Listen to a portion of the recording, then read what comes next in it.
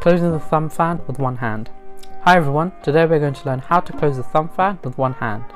If you haven't already, we would recommend checking out our last tutorial on the thumb fan and then coming back to this one. The link is in the description.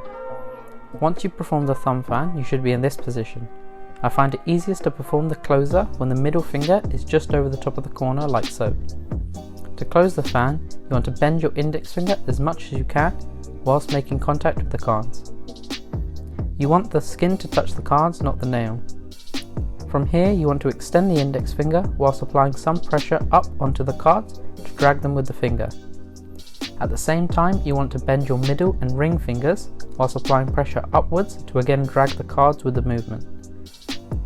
Once you get to a point where you can't bend the ring and middle fingers anymore, stop making contact with these fingers and leave your index finger where it is. Now finish curling the index finger in fully.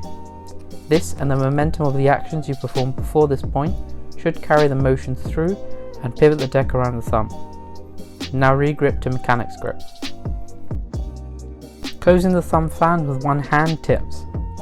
If you are struggling to get the last part to close with the motion's momentum, you can hold the cards vertically to help close the fan. You can also jerk the hand in the direction of close to help complete the motion.